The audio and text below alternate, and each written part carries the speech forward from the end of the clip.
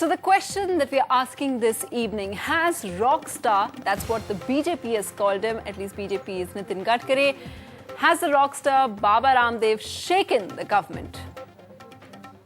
Now today there was major drama at the Delhi airport. It turned into a major crisis center for the government with top ministers like Pranab Mukherjee and Kapil Sibal, all of them rushing there to receive Baba Ramdev, who, true to his rock star status, flew in there on a private plane from Madhya Pradesh.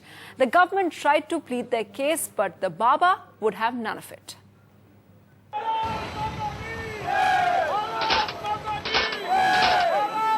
Baba Ramdev leaving on a private jet plane for Delhi with the government faced with the crisis of his fast.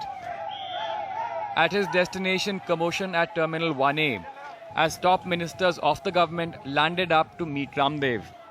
At hand was not just Kapil Sibal and the cabinet secretary, but also Pranab Mukherjee and Pawan Kumar Bansal.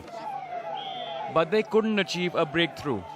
Baba Ramdev insisted on going ahead with his fast, perhaps not surprisingly, the day before he'd rejected the Prime Minister's appeal. The government is worried. It doesn't want a repeat of Anna Hazare's similar anti-corruption fast in April that had galvanized thousands of people, forcing the government to give into his demands. The popular yoga guru has millions of followers already. We have agreed that we will be meeting each other and having a dialogue with each other as we run a responsive government. I am sure that we will take all those issues into account as we move forward. And as and when we move forward, we will certainly come back to you. The operative parties, are you hopeful of him breaking, not going ahead for this fast on the 4th? As I told you, this is all that I wish to say at the moment. Ramdev's demands are few but virtually impossible for the government to implement. The main demand is a return of 400 lakh crore rupees, which he says is the amount of black money stashed abroad by Indians. भ्रष्टाचार को लेकर के, चाहे काले धन को लेकर के कि कैसे वो वापस आए और व्यवस्था में, सिस्टम में सकारात्मक सृजनात्मक सुधार को लेकर के सभी मुद्दों के ऊपर प्रथम दृष्टया एक अच्छा सकारात्मक संवाद रहा है। लेकिन यह जंग क्योंकि बहुत बड़ी है और 64 वर्षों से चला रहा सिस्टम, उसको चेंज करना यह आसान काम नहीं है, लेकिन हम कराएंगे। In protocol terms, the government wants to say it was not receiving but meeting Baba Ramdev at the airport. But whatever it may be, the message is loud and clear. The government wants to get Baba Ramdev to stop that fast unto death on 4th of June. The question remains whether it will be able to succeed and meet his demands. The guru meanwhile left the airport to see preparations for his protest fast. There is place for 4 lakh people here. Many more will be watching on television. Politically, it's not just that the government will be shown up poorly if the guru's fast gathers pace. The BJP, whose chief described Baba Ramdev as a rock star, hasn't joined forces with him. But it reckons that the government's discomfort on any anti-corruption platform can only be good news for the opposition. Bureau Report, NDTV. Now, of course, what's strange about all of this is while you had the top ministers going there, but the party was speaking in an entirely different voice. Digvijay Singh, who has always been critical of Baba Ramdev, was also critical of him today. Congress अगर घबराती होती तो पहले उनको jail में बंद कर दिया होता।